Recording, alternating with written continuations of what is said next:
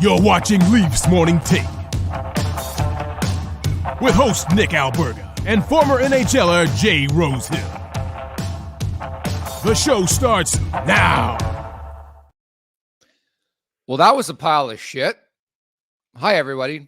I'm Nick Alberga, joined alongside Carter Hutton for the Friday edition of Leafs Morning Take, the final one before the holiday break. Huts, how you doing on this Friday, my man?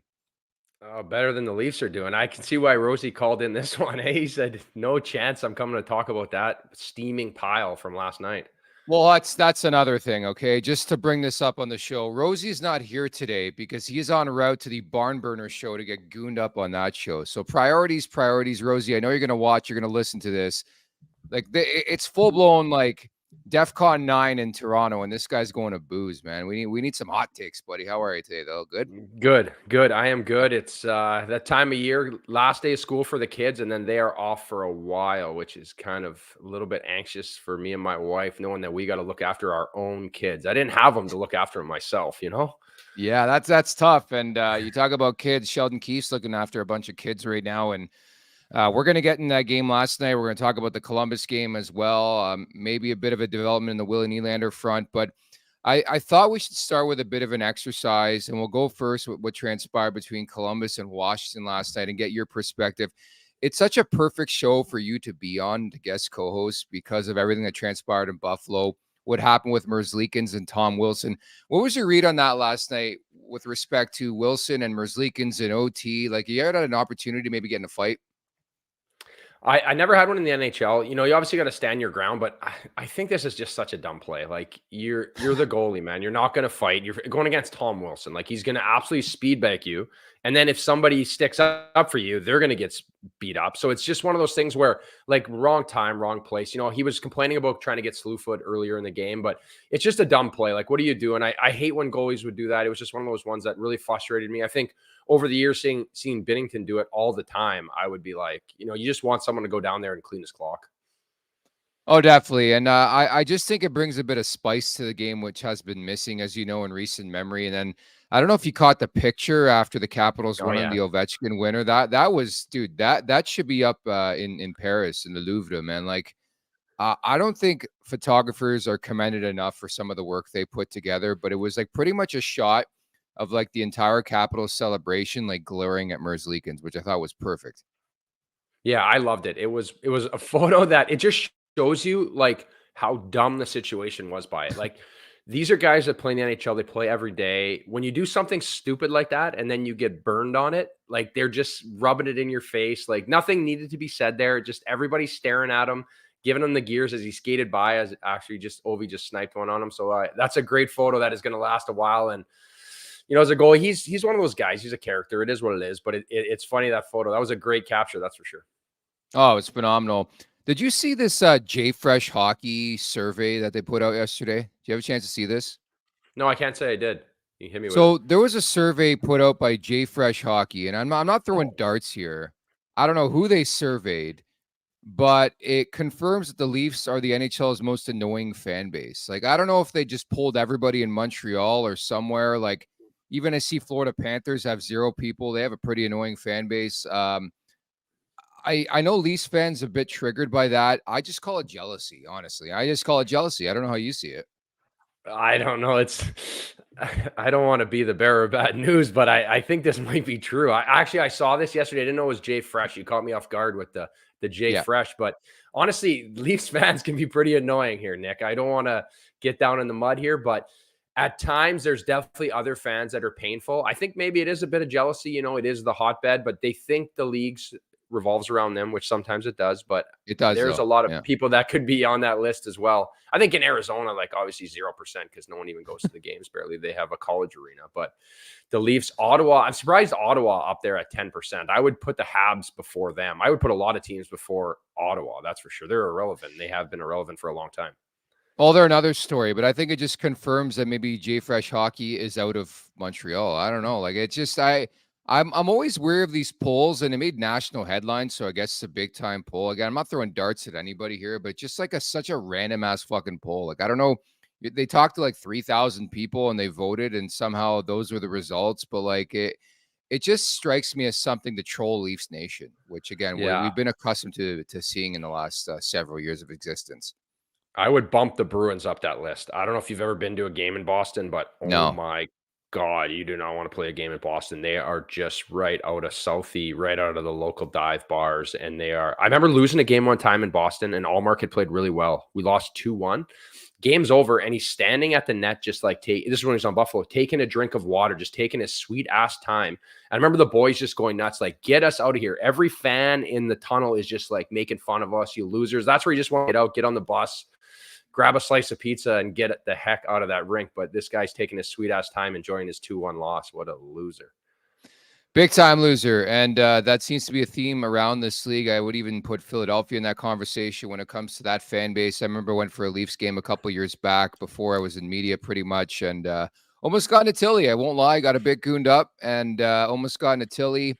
Granted, again, it was like 6-2 Philadelphia final, so I thought better of myself. But I think there's enough to go around the National League where it's not just a Leafs thing. I think it's fan bases far and alike through North America. There's some issues everywhere. In Canada, we got some annoying fan bases in Canada. Like even in Edmonton, I will throw darts at Edmonton. They win one game. They beat the worst team in the league in New Jersey. All of a sudden, they're winning the cup again. I think you can throw blame around this league, Huts. I'm not just throwing darts at them, but a lot of fan bases are really fucking annoying. Yeah, for sure. Edmonton is on that list. You know, Philly is tough. They say a lot of mean things to you. Even Yes. like even Nashville fans can be annoying in a sense of like they don't understand the game, right? At times where Yes. like I Yeah. love Nashville, but it's like I remember playing in Nashville and like the team would get the puck in like the far end and they'd be like going crazy. So like it's good in the atmosphere, but sometimes it's like literally they just dump the puck out. And then they wouldn't know when to cheer, right? I remember one time in the playoffs we had like a list of like cheers to do, like if someone blocks a shot on a cheer, like they had like a guidelines for it, where sometimes in other markets they're painful because if you're not playing perfect, they bail on you right away too, right? If you go to Montreal and you score a few goals early, it's like the crowd's not even at the game. They just boo and no one cares. So it's definitely not just Toronto, that's for sure. Apparently Jay Fresh Hockey's out of Toronto, so things you learn on a daily basis. There you go. Thank you to Danny for that. And yeah, it reminds me of Nashville. I went years back for a Leafs game, and again, surprise, surprise, they got throttled. It was a game, I think Craig Smith threw it over the bar with an empty net. Like, it was so ridiculous that I always remember that game. Like, he had a full-blown breakaway with an empty net, and he put it into the netting. But I remember, like, I don't know if they still do this, but, like, let's say Nashville goes on a power play. They, like, pretty much tell the crowd, it's 6-on-4. The Preds are going on like, they spell it out for them. And maybe it's because the market was a bit newer back then. But, yeah, there are some markets where they have no clue what's going on. Like, I got some friends in Vegas, and I was there for the second round last year, just doing a bit of a tour there with VSiN out in Vegas. And I met with a lot of Golden Knights fans who were really, really green and new to the game. And that could get annoying for like a fan base like Toronto who hasn't won since 1967.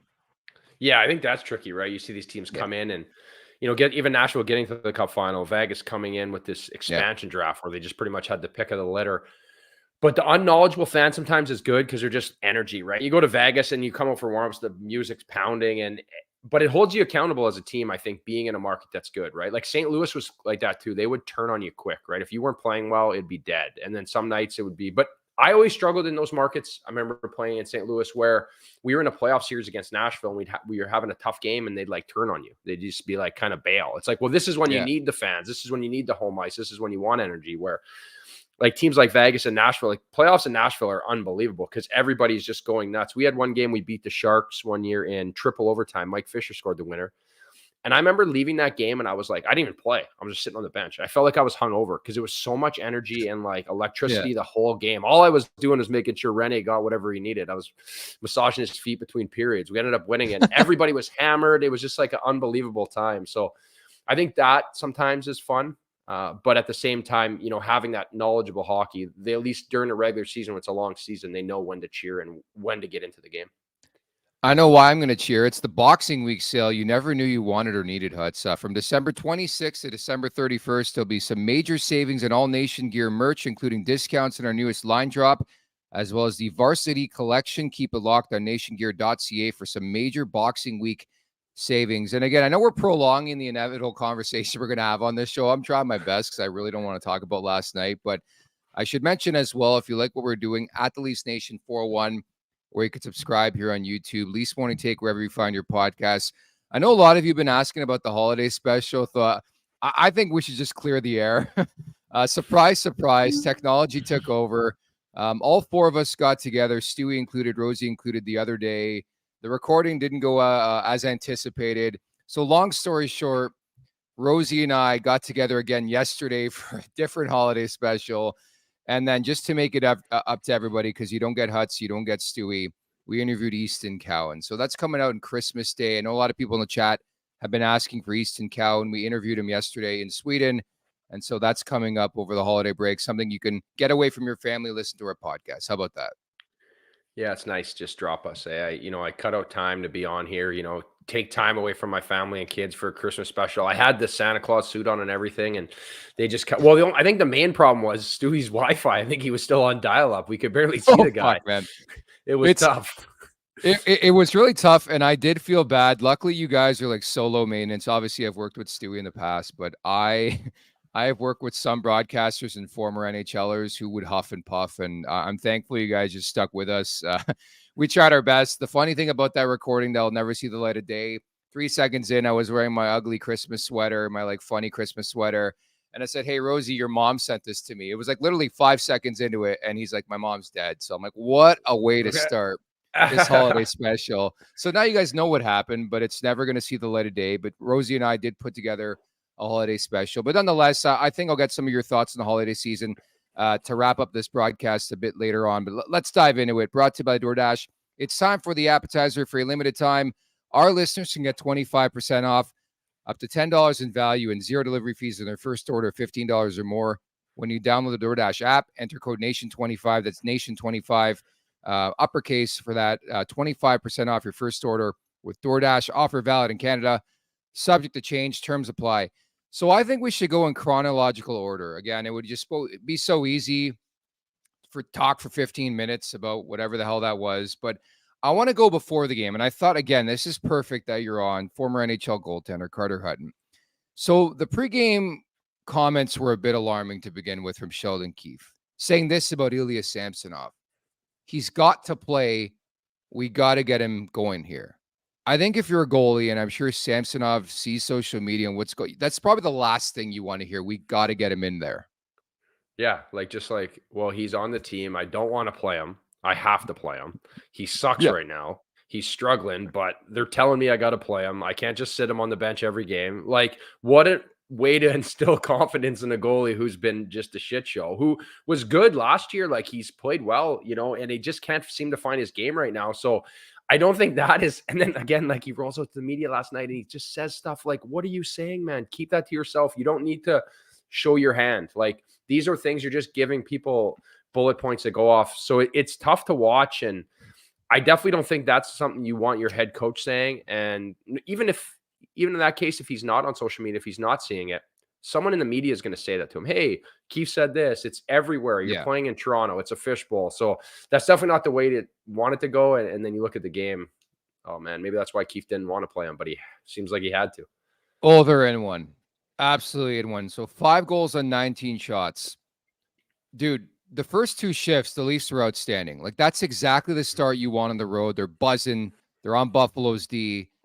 Next thing you know, Jordan Greenway coming back from injury, just flips it on net. Like, I think he's going off. It goes in. That right there is like demoralizing. Like, I think the team knows right away, like, this guy doesn't have it tonight. He hasn't had it all season. But like, in general, what did you read in the 5 goals on 19 shots from Samsonov? I think it's crystal clear this guy should be nowhere close to an NHL crease right now. No, I agree. And I've been hard on this guy in the past, and it's, friends and a few people that follow our show, give me the gears about it. But he fails the eye test even to someone who doesn't understand goaling. You watch him play, he's just struggling.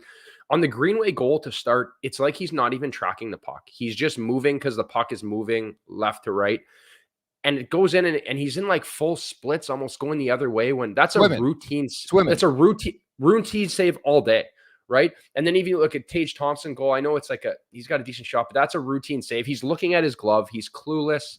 Even the other one that goes in where screen, he's like, it's just his body language and the way he carries himself right now. He just stands there like it was the same goal I talked about when he gave up to the Islanders on Brock Nelson. The puck's down low on Palmieri. He's just sitting on the post and like staring at someone's ass in front of him. Like, find the puck. It's the same as a Devin Levi goal on Matthews. You're a goalie. You have to keep your eye on the puck. I don't care if someone's in your way. You find ways to, and just the laziness in his game. He's sliding all over them. Like a few of them, like the Skinner goal, I'll give him a little. If he gets a rim behind the net, that puck never ends up in the net. But it's just one of those things where it's snowballing on him right now. And his body language, let alone with the way that he interviews, like there's no way if you're on that team and that first goal goes in by Greenway, you're not just like instantly deflated. They tried their best to come out of it, but the problem is you kept letting goal after goal after goal. Like the second period starts, it's 3-2 Buffalo.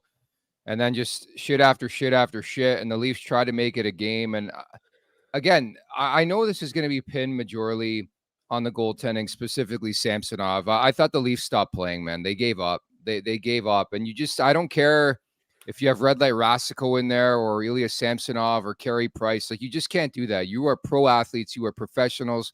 You're paid to play the game. And I thought it was downright despicable what they did in the second and third period. Like, there's no sugarcoating it. I know they had some comments after the game.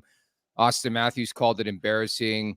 We'll see how embarrassed they are on Saturday. That's all I'll say. Like, if there's no response on Saturday, maybe Hutz is one of those full circle things where Columbus, Buffalo, and Toronto get together and the Leafs are the next team to score 9 goals. That's all I can think of. Yeah, it could be, right? It's one of those things where, you know, this is now you're sitting as a GM with a team that wants to win a Stanley Cup. Like, what is the response here, right? Like, I get Keefe saying like, hey, we're just not going to analyze it, but we're not going to forget it, right? But at the same time, like, that is an embarrassment, especially a game where you have a lot of fans that are there that want to be there, that, you know, spend good money, especially those are your blue collar fans that are like not be able to go to downtown Toronto. They're coming to that Buffalo game to kind of see their team play. To lay an egg like that is just absolutely embarrassing. And obviously the team quitting, I get that and I see that. But when that first goal goes in and you see the way that he's been playing and he's so shaky, I had a run like that in St. Louis with me and Jake Allen where Jake struggled a lot. Yeah. He ended up playing unbelievable past the Winter Classic and the playoff run. He was lights out, but he was just struggling, right? It is what it is. And I've been in that situation before where you're fighting the puck. Nothing feels good. Everything is like foreign. But then I've been in that flow state where it's simple and everything is rolling and it's a helpless feeling. And I understand when it runs through the team, there's no reason to quit, but you lose confidence in your goalie, you are done. 379, 871 through 14 appearances. Where should Ilya Samsonov's next game be played? Because I know Nick Kyprios, who guested on the show last week, made some headlines. I don't understand why. Like, I think he made a really good point. Like, Samsonov can't hack it at the NHL level. Put him on waivers. Fuck, somebody picks him up, they pick him up, man. Like, I know it's not comparable to Jack Campbell because Jack Campbell has term, but like, this reminds me a lot of the Jack Campbell situation where you have just a goaltender who has no confidence, really hard on himself, needs to find himself again. I would think strongly about sending this guy down to the AHL away from the team because at this point, it's literally costing the team. Like, again, I'm not taking the blame away from the rest of the team yesterday in that loss, but I think Samsonov was a big reason why they got in that type of hole. And I want this guy nowhere close to Leafs crease. I know Wool's out. I know they have Hildeby in the minors. They don't want to rush him along. He's like 23. They got Petrozelli. I mean, their options are limited. But I think it's Martin Jones' time. That's all I can say. Yeah, and that's why you signed Martin Jones. You look at that's a great signing at this point, right? You look at the depth.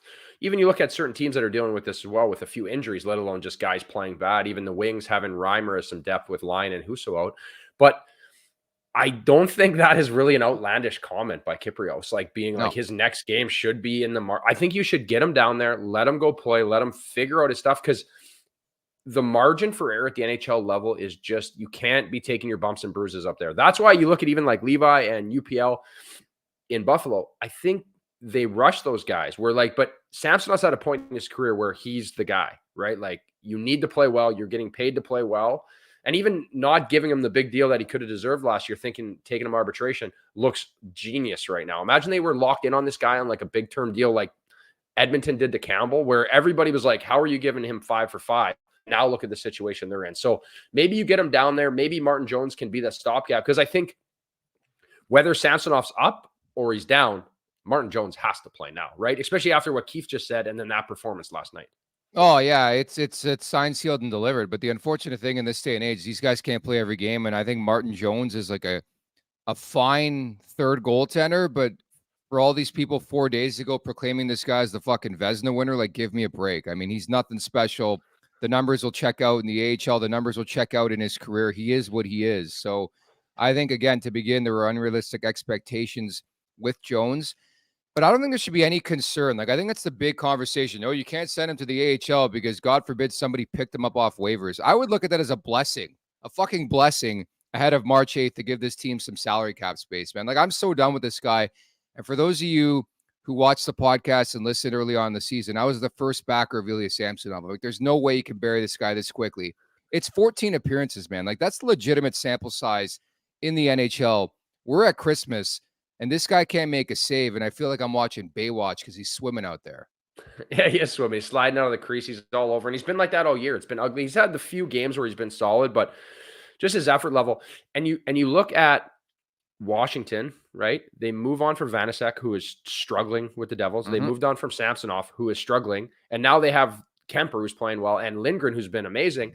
Like, maybe they were onto something. You don't just let goalies walk that are good, right? You don't just like get a goalie that's homegrown that could be a stud and get rid of them. It's like the Leafs moving on from Joseph Wall right now. When you homegrown someone that's in your system that can play, you keep them.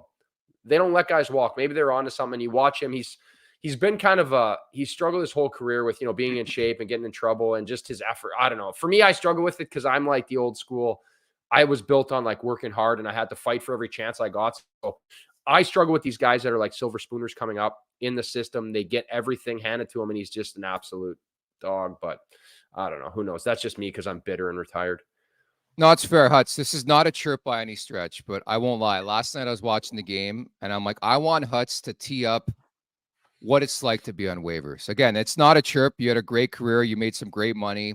But what is it like to be on waivers, like in general? Because I've had buddies who have been on waivers. There's a lot of pressure that goes along with it. You don't know what's going to happen next. So set the table for us, please. I think it's humbling, right? Because you for so long, like when I got sent down and then traded to the Leafs, I feel like for so long you hold yourself to such a high standard, right?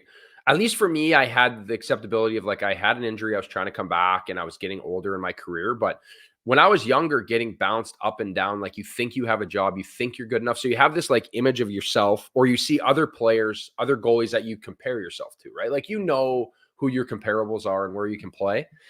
So when you get sent down, it's just like a shot, right? Because those are your peers. You feel like you're unworthy. You feel like you just don't have enough to get it done. And at this point I think as long as that is expressed to him, like I'm sure at some point Curtis Sanford and the coaches have been like, you're our guy. We want you to be there. But at some point, something else has to change, right? It's insanity if we just keep going to the well again, expecting he's going to be better.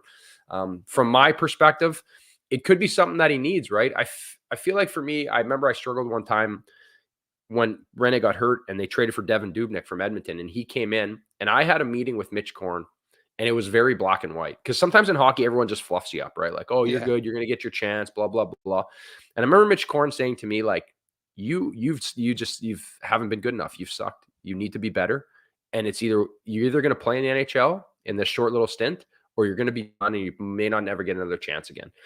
And then I went on to play better, but I feel like those black and white conversations that were hard to take, right? Because you're a pro, you want to be good. But hearing that honesty and perspective, I look back on my career and I respect Mitch Korn for that. I respect the guys that were man to man and told me to my face, like, hey, you suck right now, be better. Yeah.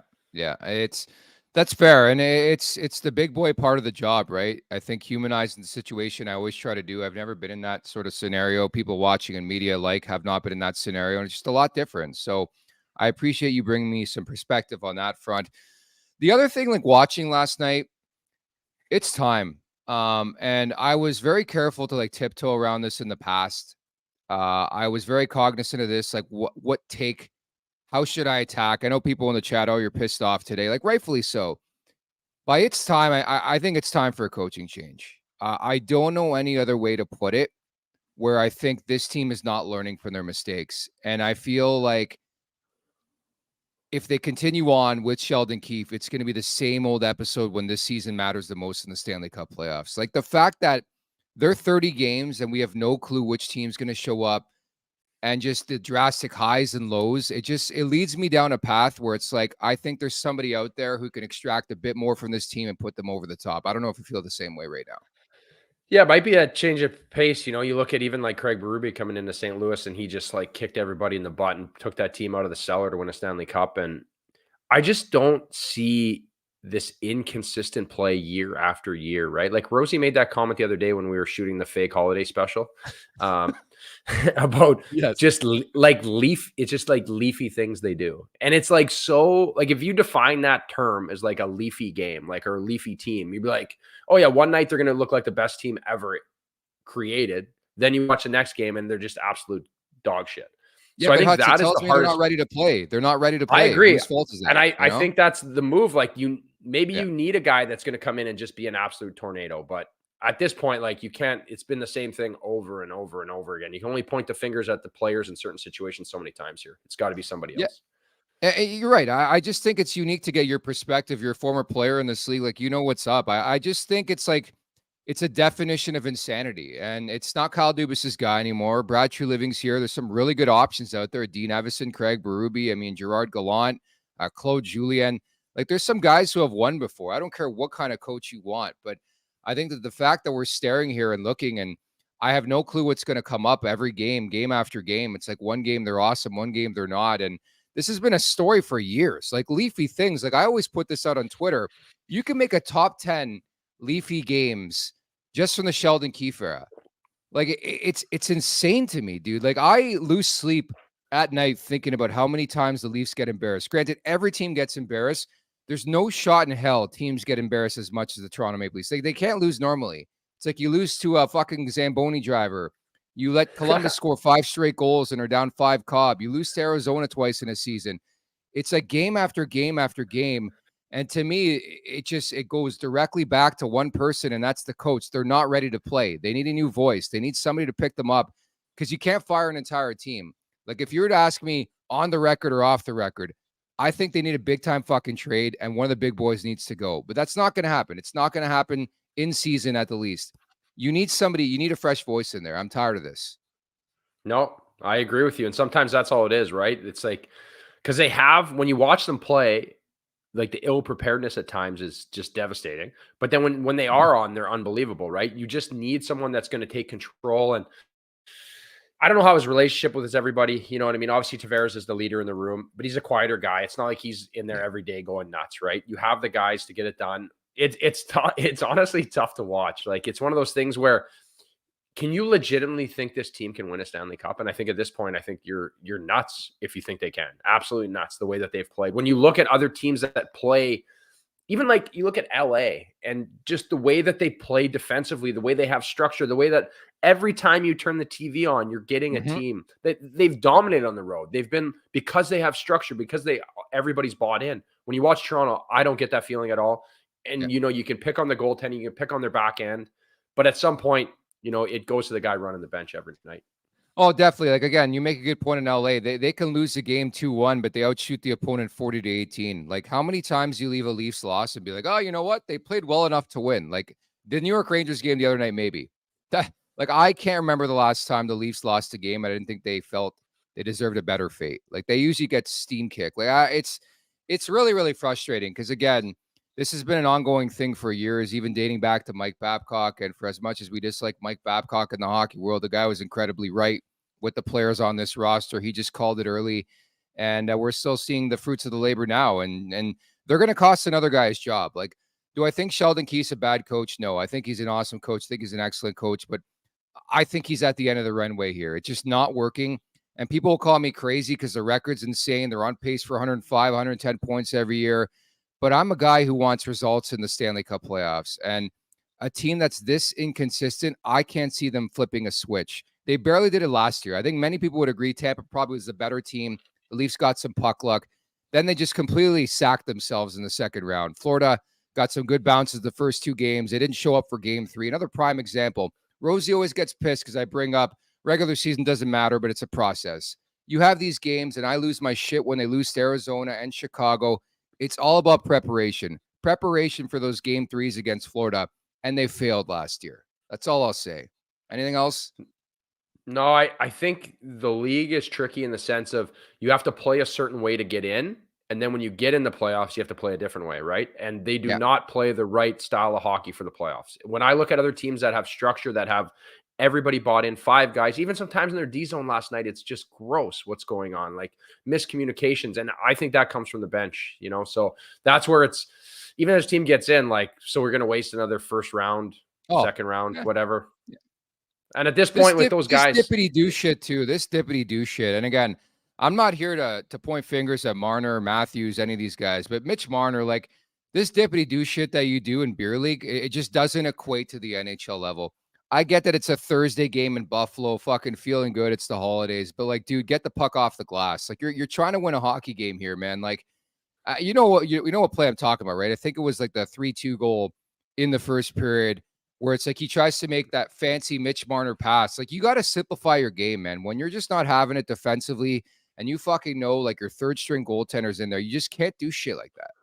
Yeah, you need to be smart. That's on that play where Samsonov misses the rim. He makes a cute play on the wall. Tuck gets it, gives it to Skinner. It's in the back of your net, where I get your stars have to have freedom when it's the power play, when they're in the offensive zone. But like, when we get back to the D zone, everyone needs to be more consistent. And he's making plays, turnovers at the blue line, and these nifty plays, which is everybody loves, right? But there needs to be an awareness that, like, I feel like I feel the same way with when Trotz went to Washington with the Caps.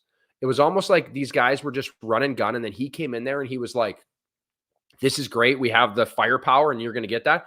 But if we want to win, you have to change the way you play. We can't be doing this shit in our defensive zone. We need to have consistency in our defensive zone.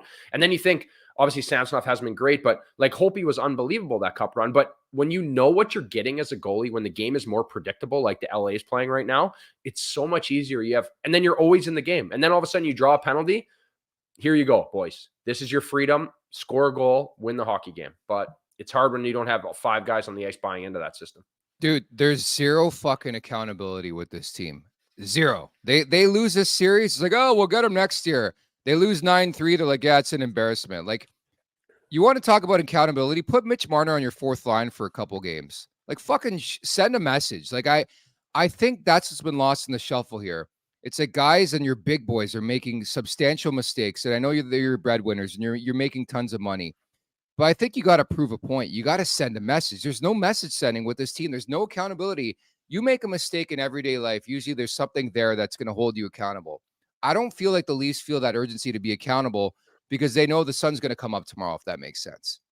Yeah, I guess so. When everyone's got your bag, right? Like Stewie said, they got their bags. So it's, they got their dough, but it's tricky, right? It's one of those things where how do you manage a situation to get guys to buy in? And obviously with the back end, they need a little bit of help, especially with a few injuries. But when you don't have everybody in the system, I honestly, again, you go back to the coaching, like you need guys to buy in, right? Like you need a system. You need something that they can fall back on when you don't have it, right? Because playing the run and gun game is exciting when you can score 6. But if you're just off a little bit, all of a sudden now you can't score, you can't find it. But if you have that structure in the D zone, like you talked about, getting pucks off the glass, being simple, being more predictable when you're playing defense, then you're always in the game. Like, I know the Islanders are boring as heck, but like, how many games go to overtime? At least you're always in the game. So it gets frustrating, especially when everything is run and gun. And I just see this translating to good hockey come playoff time.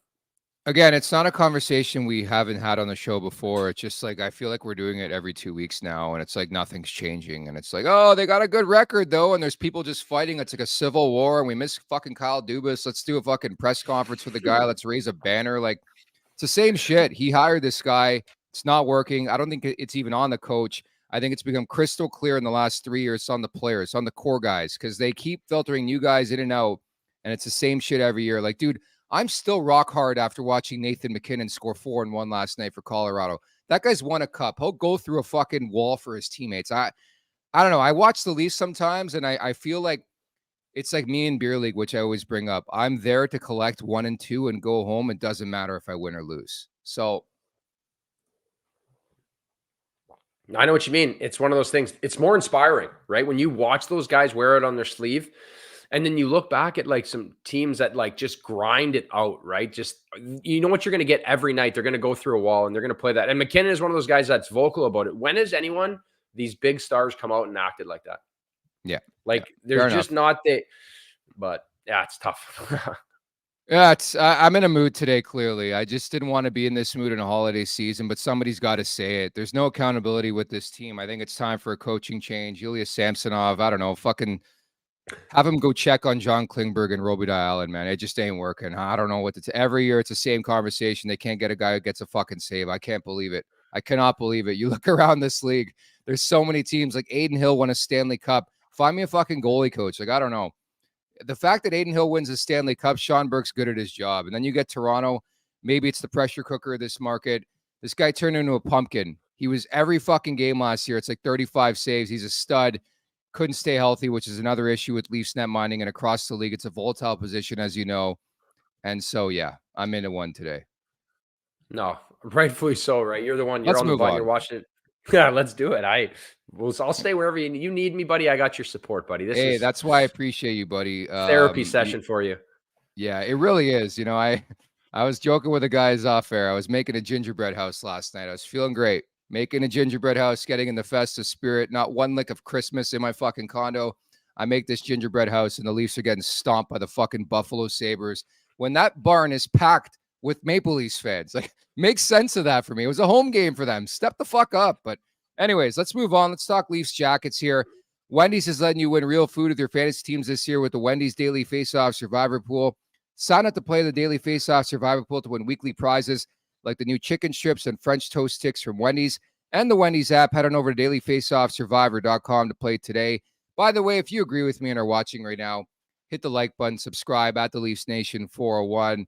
Leafs Morning Take wherever you find your podcast. So the final game, Huts, before the 3-day mandated CBA holiday break. Lord knows what these guys are going to do during that break.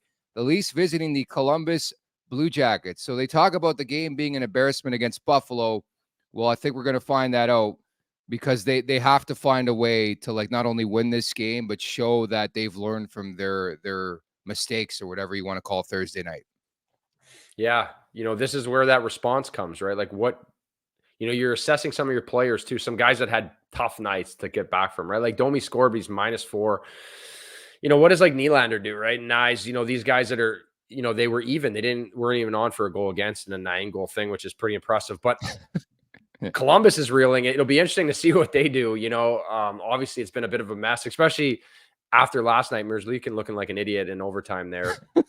So I don't know. I just want to see a response here. But again, like, you go back to this thing. It's like, I feel like I'm just like I'm going back to the girl who broke my heart again. And she'll come back and give me a little bit of love. Oh, exactly. She's going to lay an egg in another week. And I'm going to be heartbroken because she left with the quarterback of the football team. Dude, it's a perfect analogy. Cause again, I could not really care what the Leafs do tomorrow against Columbus. They can pump them 6-0. They could easily come out. They're playing Columbus on the 29th. They could easily come out, spot them 5 goals and then come back. Like it's the same old rodeo where they're just not prepared. They're not a winning team. You don't look at the Leafs and watch their games and be like, that team is ready to win. I watched like the Vancouver Canucks this year, and again, it's a one-off. I watched like Dallas. I watched Colorado at times. These teams feel like they're on the precipice of greatness. They're on the precipice of winning a Stanley Cup. I watch the Leafs year after year after year, and numbers are great. We love fucking analytics in this era. So great. They're on pace for 110. Willie's on pace for 11 sheets a season. Do I seriously watch this team over 82 and say, you know what? I think they're going to win a Stanley Cup this year. I think you're only kidding yourself. And maybe it stems back to the conversation to start today's podcast about the Leafs having the most annoying fan base in the league. Because people are seeing blue sometimes. Yeah, I agree. And even you look at some other teams that are like having success and doing well, like Dallas. Okay, like who knew how they're going to be this year? They lose their guy, Jake Ottinger, arguably potentially like Vezina winner, and Scott Wedgwood steps in and he's been great. And now is that not that Scott is Scott's a great goalie, but he's not an upper echelon guy, right? He's a great backup. But now you have a system that's in place that they play the right way. You have success. There's more consistency there. We're like, we love our superstars in Toronto, right? We love our Matthews. We love our Willie Styles and all the points and all the money he's going to get, but it's not winning hockey. It's not the hockey that's going to make the difference when it comes. So for me, it's like, you look at so many things. You talk about a copycat league, right? Where like how Vegas won last year, even the way Florida played last year, they're unbelievable. Like shut down D. Vegas, obviously they have a better back end, but still that's what's going to get the job done come playoff time. When you watch this shit, it's just like, this is the stuff that it's great to hit the overs when they're on, but man, playoff time, it's not going to get the job done.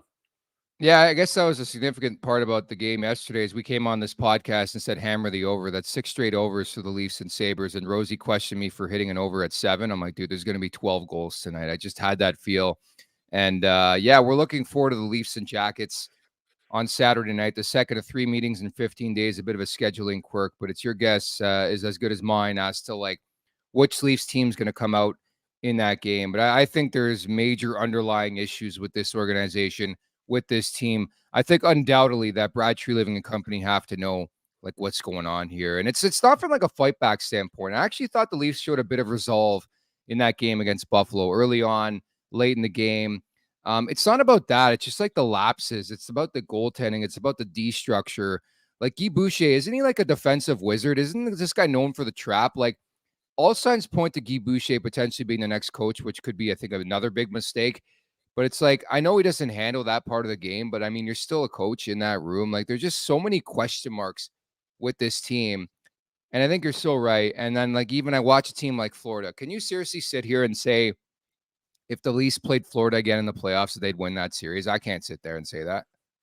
No, not a chance. Not a chance in hell. Where last year it was almost like Florida was just this like Cinderella story, but then they were Dude, they're good. year removed. They're structured. They were a year removed from being the President's Trophy, right?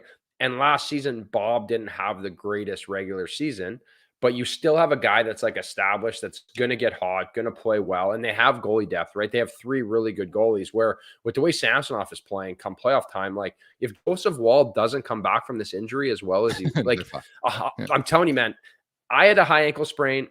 My injury was a little bit worse. Guy landed on top of me against the Rangers. I ended up having to get surgery, but like for that 6 to 8 weeks, they were rehabbing me to come back. And then all of a sudden I couldn't come back because these ankles are a bitch when you're a goalie, man. And it's scary for a young guy. So if he doesn't come back, what are we doing? Like Martin Jones ain't going to carry you to the promised land. Like I love him. He's serviceable. You know what you get from him, but come on, man. You want to win a Stanley Cup and these are your options. It's wild. I would just go crazy with it. Trade Nylander at the deadline. Get what you can. If you can't re-sign the guy, I don't know. I'm in one today, but I don't know if you saw this yesterday on Insider Trading. I guess they suggested that both sides remain on the same page, Nylander and the Leafs, which is positive news.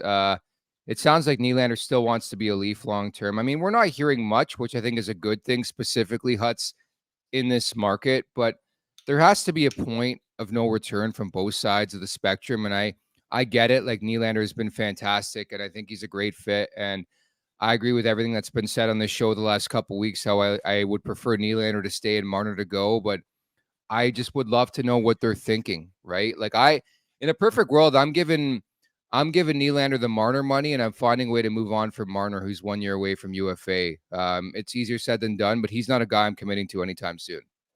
No, I think that's right. They have to make a move, right? Like you talk about insanity, right, with these guys and all the money that they're making. It's great, but like maybe let's move a big guy for a good defenseman or like a established goalie or something that is going to be like, I think you have the future in Woll for sure. Like, and I love this guy. He's unbelievable. But like, where's your star defense? Even the Klingberg signing to me is just like, obviously you got off it. They got lucky.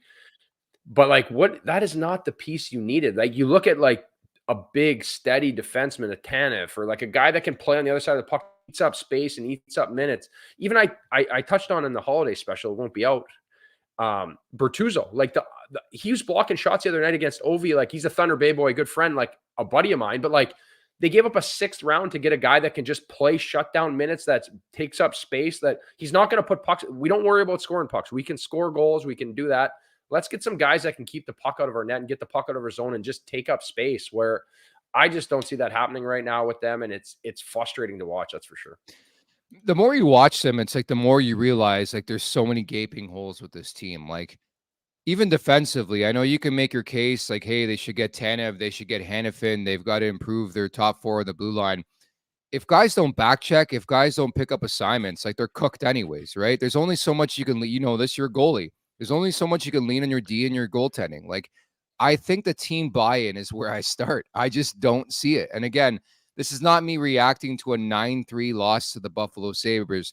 This is me looking at sort of the nucleus over the last 5-6 years under Sheldon Keefe and saying everything's the same. Not much has changed, where it's the same unpredictable nature, ups and downs and wild swings with this team. I just think from a buy-in standpoint, they're nowhere close.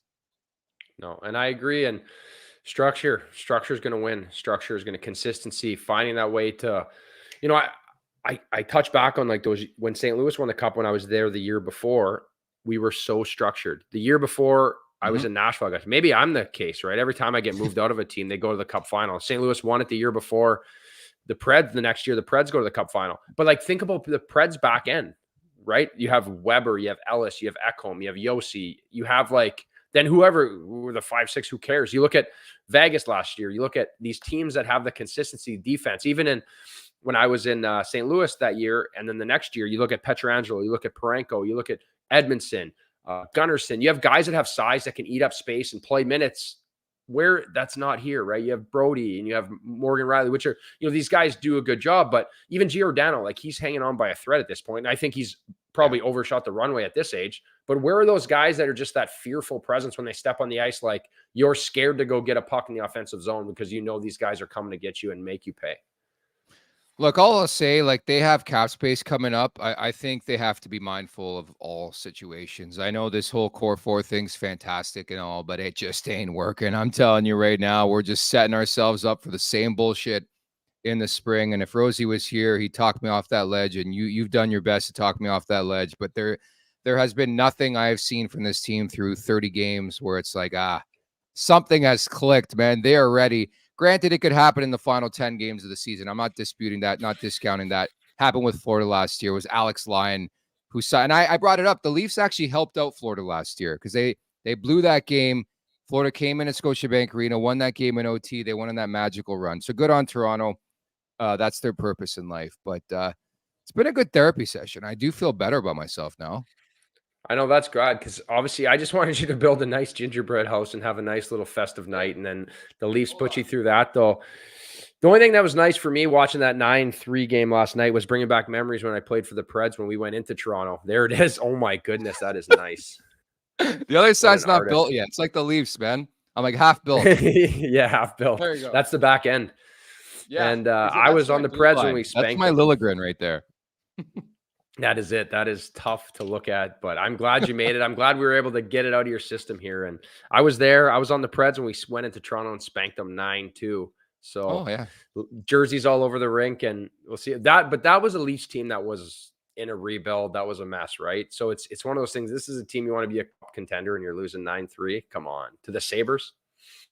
Wrong tender word. It's pretender. The Betano wrap-up is presented by Betano.ca. The game starts now, 19+. Please play responsibly. On Saturday, December 23rd, which is tomorrow, 9 Eastern time, Betano is hosting a live online trivia show with the biggest prize pool yet, $2,000. No deposit required.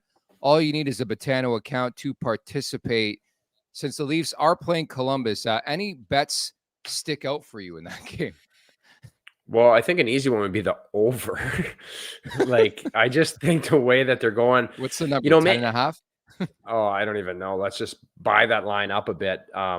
It's tough right now to have any faith in this team, especially not giving up goals or getting goals, right? So I figure that might be the Wild West shootout, this one. 16-8-6. Okay, so I know I've been Mr. Doom and Gloom. Again, I talked about the numbers being irrelevant in my world. I think I watch this team. I'm like, they're shit. I don't need your fucking analytics to tell me they're good or bad hockey team. They're not doing so well right now. Should mention as well, friends over at Covered Bridge, Giving Mood this holiday season. They're going to be giving away 3 prize packs. Pretty easy to be eligible to win, so get in quickly because it's wrapping up quick. All you got to do is follow Covered Bridge on Twitter, at CB Chips, on Instagram, at CB_Chips, plus like and tag 2 of your friends in their promotional posts about this giveaway for a chance to win an 8-pack of Storm Chips and 1 branded plaid fleece. So I think that's it. Holiday break. Any big plans, buddy? I know you gave us a lot on the fake holiday episode that we're not putting out there. That's it. I understand. I'm not a very festive guy. I got my black shirt on. For us, just hanging out with the kids, it's an exciting time for them. They're like, my little girl's 4, my boy's 6, so they're like pumped for Santa to come and presents, and so that's always fun. And then I do a little goalie school the 27th, 28th. So that'll be fun. Get on the Nice. rink. I like the idea of it. And then after I'm there for 4 or 5 hours, I'm like, why the hell am I doing this? Why am I in my skates? Why am I? So 2 days will be enough for me. And then we'll enjoy the break and just have some fun with our kids.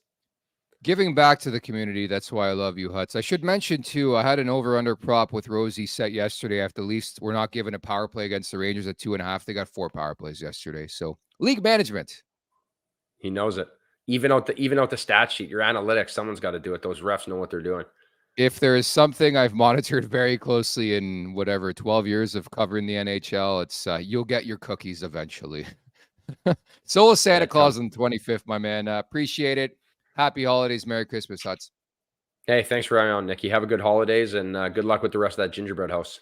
Yeah, it's going in the garbage. I won't lie. Try my best. I'm playing fucking tummy sticks. Watching the Leafs has weared off on me where I'm playing fucking tummy sticks on a Thursday night holiday season, building a fucking gingerbread house, watching whatever. Again, I watched that game and I couldn't believe it was the same Toronto Maple Leafs team that I saw beat, some of the better teams in this league. But that's where we are here at the holiday break. I know a lot of you people asking in the chat, the holiday special with me and Rosie featuring Easton Cowan, who's getting set for the World Jays here. I believe it's coming out on Christmas Day. So watch out for that. Really fun interview with Easton. We spent about 10 minutes with him. He was at like a boardroom in Sweden. We had some fun with him, talked about Fraser Minton as well. So make sure you check that out at the Leafs Nation 401, where you can subscribe here on YouTube. Merry Christmas. Happy holidays. Thank you so much to everybody who's guided us and give us strength over the last couple of years to do this show. And thank you so much for following along. Producer Vic, welcome aboard officially here in January. Producer Aaron, fantastic job as per usual. And to Jay Rose. So again, make sure to go check out the Barn Burner episode. That's why he missed this podcast today. They're doing a holiday spirits episode where they just get absolutely obliterated on their show, which I think is a phenomenal idea. And at some point in time, we got to do it here on this show. But that's why he's not here today. He sends his best, and we'll see you coming up on Wednesday. We're back live next Wednesday to tee up what could be next here for this very fascinating Toronto Maple Leafs team. Take care. Happy holidays.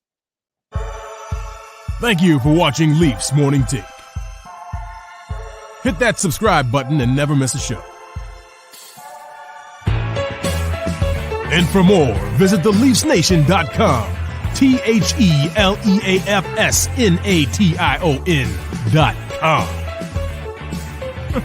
If you don't know how to spell the Leafs Nation, you know what I mean? But hey, sometimes you never know.